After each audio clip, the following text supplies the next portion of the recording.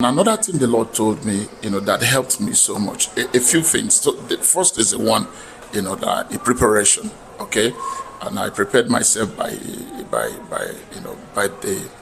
the materials of those who have excelled in this place. The second thing is the Lord asked me to pick up a job. So when I came here, I picked up a job with the American English School. It was not easy.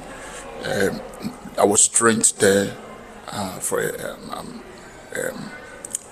a while, and I went through the training, and then I began to teach in the school. I became one of the top teachers there. I met a man, okay, his name is Darlington George. He's the one that helped me, trained me. He's also a Nigerian, but he's been here for a while. He's my mentor in Brazil. So through that, I found my footing. Okay. With that, I was not under pressure to preach, prosperity, to preach money, to be manipulative, but because I was working. The first 3 years of the ministry, it was as if, my earnings was what was used, were using to foot the bills of the church, and it was okay. And another thing that is second, another thing, I'm just trying to highlight the things, the many things you can do that will help you to find your footings.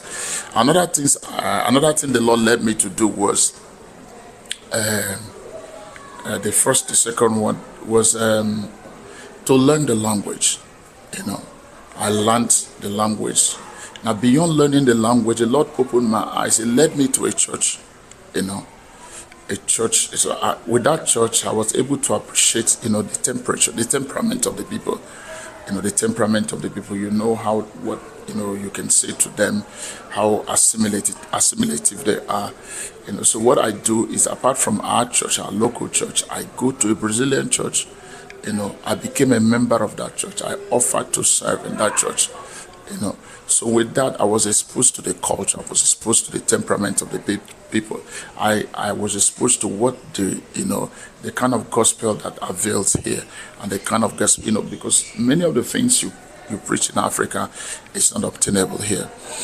Number 4 things I discovered is that, doing African ministry is like fishing in the pond. When you fish in the pond, it's not profitable to fish in the pond. It's better you fish in the ocean.